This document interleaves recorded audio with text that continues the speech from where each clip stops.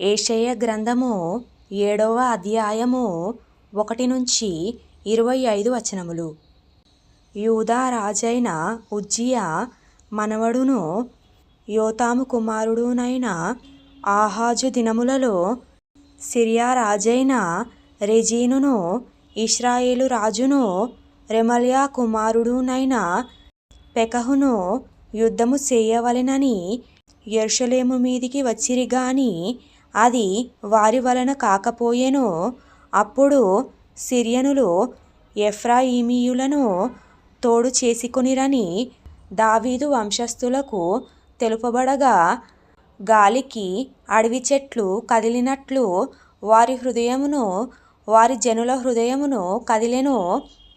అప్పుడు యెహోవా యెషయాతో ఇలాగు సెలవిచ్చెను, ఆహాజు నెదుర్కొనుటకు నీవును నీ కుమారుడైన షెయర్యాషూబును చాకిరేవు మార్గమున పైకోనేటి కాలువ కడకు పోయి అతనితో ఇలాగు చెప్పుము, భద్రము సుమి, నిమ్మలించుము, పొగరాజుచున్న ఈ 2 కొరకంచు కొనలకు అనగా రెజీనును సిరియనులు రెమల్యా కుమారుడును అనువారి కోపాగ్నికి జడియకుము, నీ గుండె అవియనీయకుము.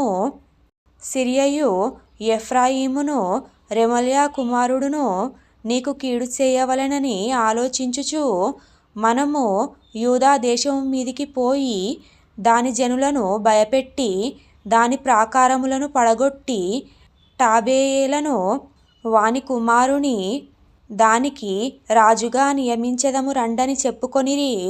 అయితే ప్రభువైన యెహోవా ఇలాగు సెలవిచ్చుచున్నాడు, ఆ మాట నిలువదు, జరుగదు. దమస్కు సిరియాకు రాజధాని, దమస్కునకు రెజీను రాజు 65 సంవత్సరములు కాకమునుపు ఎఫ్రాయిము జనము కాకుండా నాశనమగును. షోమ్రోను ఎఫ్రాయిమునకు రాజధాని, షోమ్రోనునకు రెమల్యా కుమారుడు రాజు. మీరు నమ్మకుండిన యెడల స్థిరపడకయుందురు. యెహోవా ఇంకను ఆహాజునకు ఇలాగు సెలవిచ్చెను, నీ దేవుడైన యెహోవా వలన సూచన నడుగుము.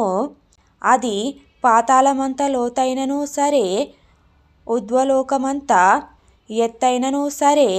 ఆహాజు నేను అడుగను, యెహోవాను శోధింపనని చెప్పగా అతడు ఇలాగు చెప్పెను, దావీదు వంశస్థులారా వినుడి, మనుష్యులను విసికించుట చాలదనుకొని నా దేవుని కూడా విసికింతురా? కాబట్టి ప్రభువు తానే ఒక సూచన మీకు చూపును, ఆలకించుడి. కన్యక గర్భవతి అయి కుమారుని కని అతనికి ఇమ్మానుయేలను పేరు పెట్టును. కీడును విసర్జించుటకును మేలును కోరుటకును అతనికి తెలివి వచ్చినప్పుడు అతడు పెరుగు తేనెను తినును.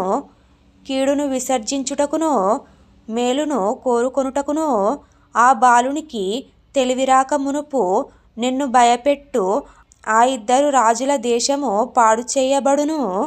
యెహోవా నీ మీదికిని నీ జనుల మీదికిని నీ పితరుల కుటుంబపు వారి మీదికిని శ్రమ దినములను ఎఫ్రాయిము యూదా నుండి తొలగిన దినము మొదలుకొని నేటి వరకు రాని దినములను రప్పించును. ఆయన అషూరు రాజును నీ మీదికి రప్పించును.